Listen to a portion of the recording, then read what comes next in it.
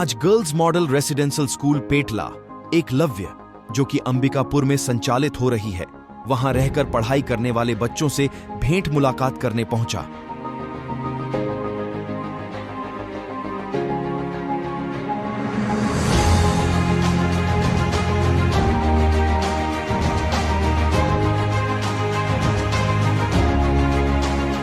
उनकी समस्याओं को लेकर जानकारी ली, साथ ही उनके रहन सहन, भोजन एवं शिक्षा के बारे में जानकारी ली।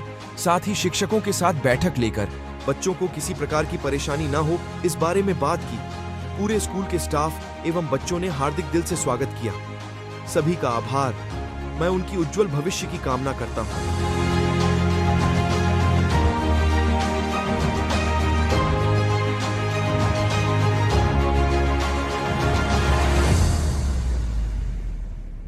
आज 1 महीना हुआ है रिजल्ट आए हुए, और 1 महीना में कभी रायपुर कभी यहाँ होने के कारण से आप तक बहुत देर में पहुँचा।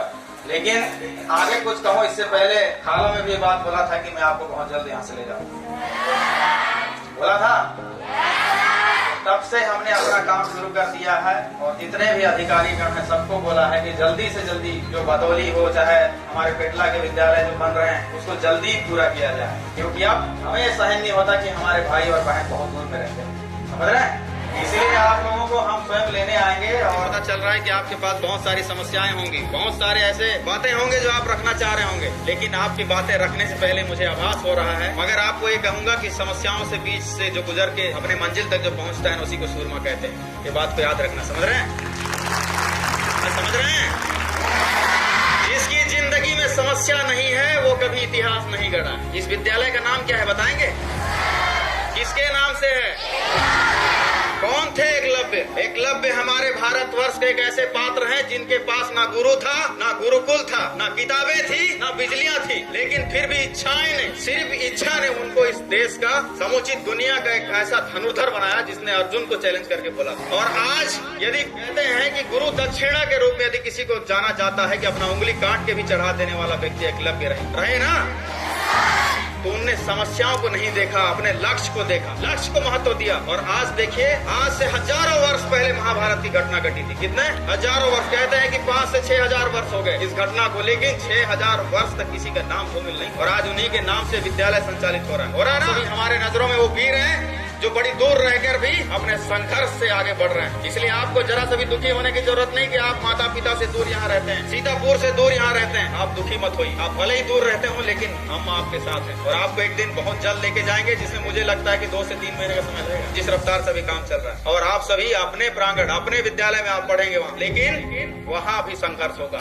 वहाँ भी चुनौतियाँ होंगी। और जब तक जीता है आदमी तब तक चुनौती कभी खत्म नहीं होता। आज आपको पढ़ाई की चुनौती है, कल कुछ दिनों में आपके लक्ष्य की चुनौती आ जाएगी कि मैं जो इंजीनियर बनना चाहता हूँ, मैं डॉक्टर बनना चाहता हूँ, मैं कलेक्टर बनना चाहता हूँ, वो कैसे बनूंगा, ये चिंता की लकीरें चेहरे पे आने लगी। लेकिन उन तमाम समस्याओं को अगर जो पार कर गया वो आदमी वहाँ तक पहुँच पाएगा। और मुझे पूरा विश्वास है कि आप सब अपने लक्ष्य के प्रति जरूर हासिल करेंगे अपने लक्ष्य। और लक्ष्य हासिल करने के बाद भी संघर्ष खत्म नहीं होगा साथियों, उसके बाद एक अलग संघर्ष चालू होगा जिसे गृहस्थी की संघर्ष कहा जाता है। आप अपने शिक्षकों से पूछिएगा कि गृहस्थी का संघर्ष क्या होता है। उसके बाद जब आगे बढ़ जाएंगे तो फिर बुढ़ापे का संघर्ष आएगा। तो तमाम संघर्ष जब तक जीवन है हमारा तब तक कभी खत्म नहीं होगा। लेकिन इसीलिए आप सभी को इतना मजबूत बनना होगा, इतना मजबूत बनना होगा कि संघर्ष कभी आपको हरा नहीं पाना चाहिए। इस दुनिया में मानव शक्ति से बड़ा कोई समस्या ही नहीं है समस्याएं, सिर्फ समस्याएं यहाँ तक होती हैं कि समस्याएं हमारे पास ये हैं, हमें ये नहीं मिल रहा, हमें नहीं मिल रहा, समझ रहे हैं। तो वैसे ही साथियों, आप सब इस राष्ट्र के भविष्य हैं, इस देश के भविष्य हैं, और हमारे देश का भविष्य कमजोर हो गया तो कैसे चलेगा।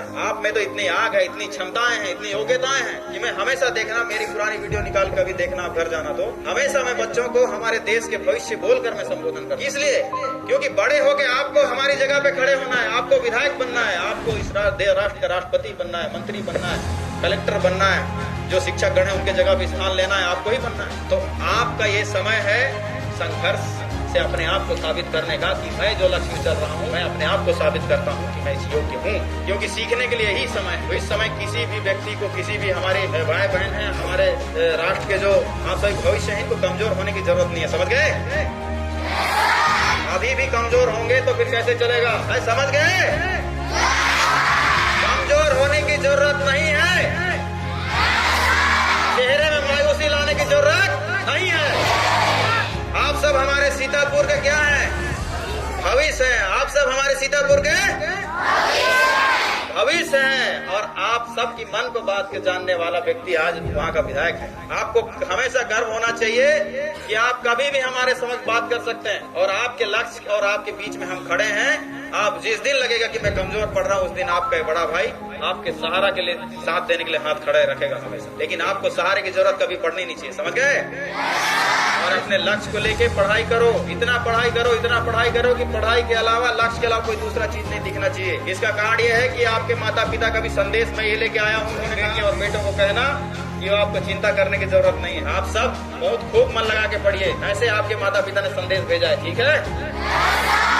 हाँ, बहुत बहुत धन्यवाद। अपने लक्ष्य के प्रति आप हमेशा ओजस्वी तेजस्वी रहें और साथ ही साथ विद्यालय प्रांगण के समस्त स्टाफ, आप सभी का मैं धन्यवाद करूंगा। जय हिंद, जय भारत।